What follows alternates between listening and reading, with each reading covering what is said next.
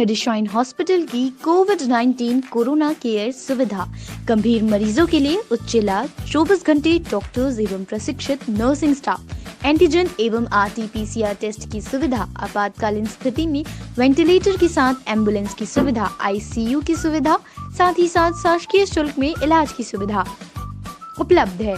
अधिक जानकारी के लिए संपर्क करें श्री मेडिशाइन हॉस्पिटल। हमारा पता है Shri Medishine hospital, new Rajendra Nagar, Amlidih, Raipur. इसी बीच राजधानी रायपुर से बड़ी खबर आ रही। राजधानी रायपुर के बीजेपी एकात्म परिसर में पूर्व मंत्री और बीजेपी के प्रदेश प्रवक्ता पत्रकारों को संबोधित कर रहे हैं। चलिए आपको सीधे ले चलते हैं बीजेपी एकात्म परिसर। बंधुवर नमस्कार। छत्तीसगढ़ में कांग्रेस सरकार बनने के बाद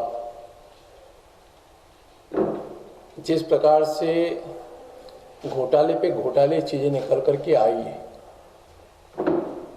और जिस प्रकार से सरकार की कार्य करने की पद्धति, पिछले दिनों भी मैंने एक विषय सबके बीच में लेके आया था कि जिस विधानसभा का बजट में प्रावधान तक नहीं था, उस समय ऐसी क्या जल्दी हो गई थी कि कांग्रेस पार्टी के शीर्ष नेतृत्व तो मुख्यमंत्री जी ने मिलकर के उसका भूमि पूजन कार्य संपन्न किया। 1 नवंबर को राज्योत्सव के दिन भी इस रायपुर शहर में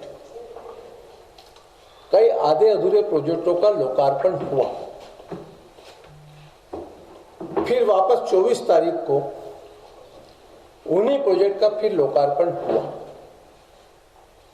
चाहे वो पार्किंग की बातचीत करूं, चाहे बूढ़ा तालाब की बातचीत करूं, या सिटी कोतवाली की बातचीत करूं, या पहले भी उस दिन भी हुए थे और उसके बाद में 24 तारीख को भी हुए। लेकिन सबसे बड़ी विसंगति इस बात की है, क्या इनकी टेंडर प्रक्रिया को इन्होंने संपन्न किया कि नहीं किया? क्या काम पूर्ण होने के बाद में, लोकार्पण होने के बाद में टेंडर होते हैं? और ये मैं उदाहरण के साथ सरकार की कार्य करने की पद्धति आज आपके बीच में रख रहा हूं। पहले कई जगह ऐसे काम हो चुके हैं और कई बार उजागर भी हुए हैं।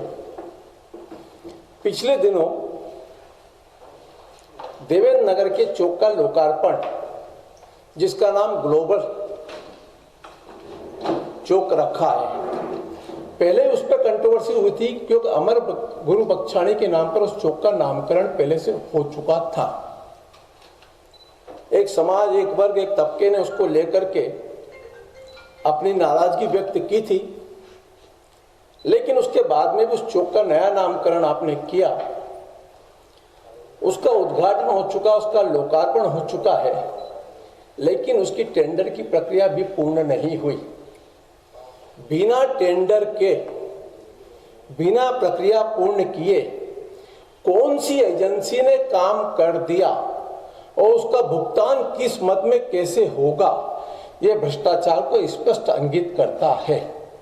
मैं आपको बताना चाहता हूं कि ग्लोबल चौक का सड़क का चौड़ीकरण का कार्य माननीय मुख्यमंत्री जी से लेकर सब लोग थे, उसमें 71,29,000 रुपए कार्य, जिसकी निविदा 7 दिसंबर 2020 को डाली जानी है, लास्ट डेट, यानी अभी 7 तारीख लास्ट तारीख है और 10 दिसंबर को खुलेगी। जिसका काम हो चुका 7 दिसंबर को, लास्ट 7 दिसंबर टेंडर डालने की आखिरी तारीख, 7 दिसंबर PWD, जिनके माध्यम से ये टेंडर होना है, भास्कर समाचार पत्र से लेकर के ऑनलाइन के अंदर इसका टेंडर प्रक्रिया का निकला हुआ है, ये मैं आपको डिटेल दे रहा हूं। उसके अंदर 71,29,000 रुपए का कार्य 2 टुकड़ों में अलग अलग है। एक में रोड चौड़ीकरण का काम है, लैंडस्केपिंग का काम है और गार्डनिंग का काम है। ये तीनों काम संपन्न हो चुके हैं और हमने सबने देखा है कि उसका लोकार्पण हो चुका है। तो जब ये काम पूर्ण हो गए तो तो फिर उस किस एजेंसी ने किए और बिना टेंडर के काम संपादित करके इतनी जल्दी क्या थी कि जिसका लोकार्पण सरकार ने करा दिया। दूसरा टेंडर वहीं पर देवेंद्र नगर तिराइस आइलैंड निर्माण SOR आइटम के तहत 42,26,000 रुपए उक्त कार्य निविदा 23 दिसंबर 2020 को डाली जानी है, लास्ट डेट, ठीक, और 26 दिसंबर 2020 को खुलने का है। यह प्रश्न मेरा खड़ा है। इसके पहले भी भारतीय जनता पार्टी ने टेंडर प्रक्रिया को लेकर के पूर्व मुख्यमंत्री माननीय डॉक्टर रमन सिंह जी ने जल जीवन मिशन के तहत टेंडर में व्याप्त भ्रष्टाचार को लेकर के प्रधानमंत्री तक इनकी शिकायतें की थी, लेकिन उसके बाद में भी टेंडर प्रक्रिया को आपने रोक दिया, स्थगित किया, लेकिन किसी भी एक सिंगल व्यक्ति को भी आपने उसमें दोषी नहीं पाया। आज ये टेंडर जिनका लोकार्पण हो चुका है, जिनका सब कुछ हो चुका है और उनका काम पूर्ण होने के बाद में टेंडर लगाना, किस संस्था को, किस व्यक्ति को ओबलाइज करना, क्या यह भ्रष्टाचार की परिधि में नहीं आता?